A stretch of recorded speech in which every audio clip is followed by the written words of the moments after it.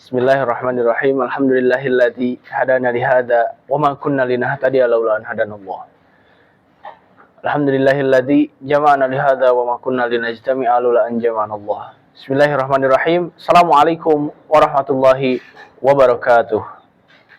Kembali lagi bersama saya Amir Aribah Firdaus, Pendidikan Bahasa Arab semester 2 kelas C dengan NIM 12420300064. Izinkan saya membawakan sebuah materi yang berjudul Sejarah Peradaban Islam di Benua Australia. Penasaran bagaimana ceritanya? Mari kita lihat. Baiklah teman-teman, ini dia ceritanya. Sejarah peradaban Islam di Australia berawal dari abad ke-17 atau 1700 Masehi. Sejarah peradaban Islam di Australia dapat ditelusuri dan dilihat dari beberapa tahap. Yang pertama, ada tahap masuknya Islam ke Australia melalui pelayaran Islam Indonesia, tepatnya di Makassar, ke Australia. Yang kedua, adanya penunggang unta yang dari Afghanistan ke Australia. Kemudian yang ketiga, datangnya imigran pada abad ke-20 setelah Perang Dunia Kedua. Oke, yang pertama kita bahas. Adanya masyarakat Muslim Indonesia, tepatnya di Goa, kerajaan Goa yang mayoritas Muslim, bertepatan di Makassar. Mereka melakukan pelayaran ke Australia sebagai profesi mereka, yaitu seorang nelayan. Mereka berlayar ke Australia untuk mencari sebuah teripang. Selain itu mereka berdagang dan berinteraksi dengan suku asli Australia, yaitu aborigin. Nah, aborigin sendiri merupakan kulit hitam asli dari Australia. Mereka bahkan sampai menetap di Australia. Karena saking lamanya mereka mencari penghasilan di Australia, berdagang di Australia, mereka sampai menikah dengan suku asli Australia tersebut, yaitu aborigin sendiri. Nah, kejadian ini dapat dibuktikan dengan dua. Yang pertama itu adanya makom-makom orang Makassar di bagian utara Australia.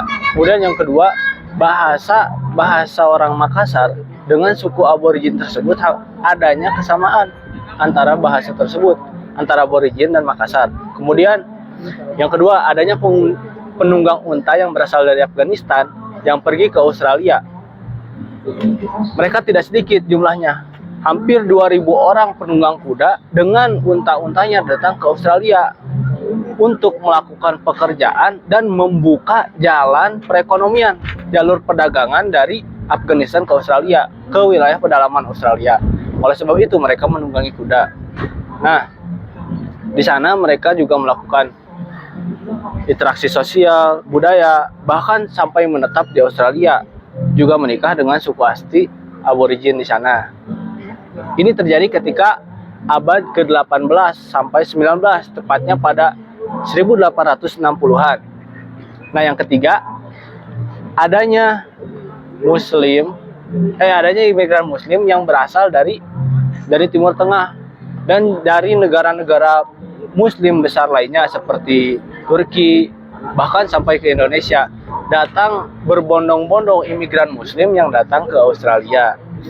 Nah, itu. Kemudian ada komunitas-komunitas besar yang dibangun di Australia setelah datangnya Muslim ini. Yang pertama, adanya komunitas Afik. Yang kedua ada ICV. Yang ketiga ada masjid sebagai pusat pengembangan ilmu pengetahuan. Nah, yang pertama ini adanya Afik, Australian Federation Islamic Council. Nah, Afik ini berkegiatan. Yang pertama itu ada sertifikasi halal, kemudian ada advokasi, dan lain sebagainya. Kemudian yang kedua itu adanya ICV. ICV juga sama. ICV merupakan Islamic Council of Victoria yang berada di Victoria. Islamic Council ini tidak beda jauh dengan Afik tadi. Kegiatannya hampir sama. Mewadahi orang-orang Islam, melakukan pengembangan Islam di Australia,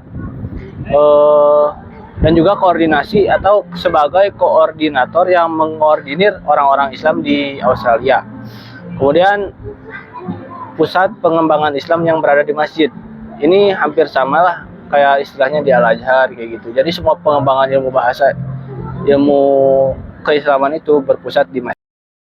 Jadi kesimpulan yang dapat kita ambil dari cerita yang telah saya sampaikan tadi, bahwasanya Islam itu sangatlah luas, dari Sabang sampai Merauke, tidak hanya di Indonesia, bahkan sampai ke Asia. Tidak hanya di Asia, bahkan sampai ke benua-benua yang ada di dunia, terutama di Eropa, Amerika, Afrika. Itu telah menyebar orang-orang Muslim di seluruh penjuru dunia. Maka dari itu, kita dapat mengambil hikmah dari cerita yang telah saya sampaikan. Sudah selayaknya kita menegakkan agama Islam di negara kita sendiri. Tidak hanya itu juga, sudah selayaknya kita menegakkan agama Islam bahkan di dunia sendiri, bahkan sampai ke ranah internasional.